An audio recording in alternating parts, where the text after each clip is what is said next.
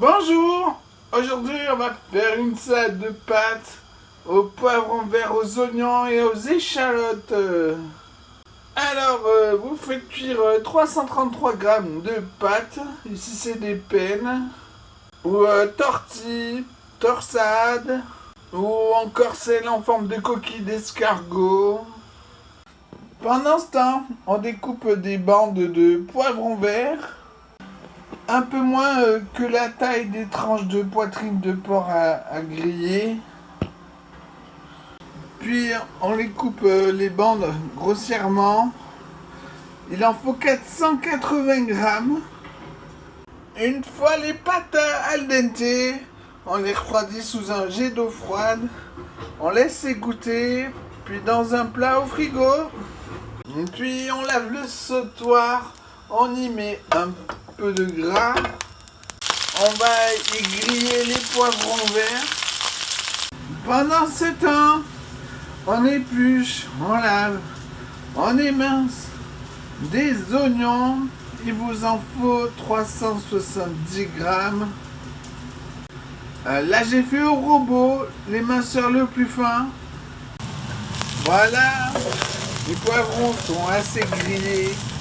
On éteint le feu, on débarrasse dans un petit plat. Qu'on met dans un bac d'eau froide, un quart d'heure, puis au frigo. Puis on remet de l'huile un peu dans le sautoir. On va y caraméliser les oignons en remuant régulièrement. Voilà, quand c'est caramélisé, on met dans un bac d'eau froide un quart d'heure, puis au frigo. Ensuite, il vous faut 155 grammes d'échalotes émincées au robot sans pousser avec le poussoir pour que ce soit le plus fin possible. Puis dans le saladier là, on va les découper grossièrement. Voilà, c'est bon, les bouilles sont de la bonne taille. Alors c'est la deuxième fois que je fais cette recette. La première, je suis désolé, je l'ai laissé 3 jours en ligne. Mais c'est le temps qu'il m'a fallu pour trouver le dernier cours, cuisiner les produits parfumés. On va rajouter une béchamel. Alors on pèse 230 grammes de lait. Qu'on met dans une petite casserole qu'on peut parier en fouettant. Puis dans un bol, une cuillère à soupe de maïzena, un peu de lait froid. On allume le feu sous la casserole là.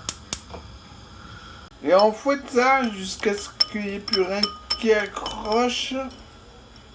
Quand le lait sera bouillant, on versera petit à petit le lait maïzena en fouettant jusqu'à ce que ce soit homogène. On attend que ça rebouffe pour voir si c'est assez épais.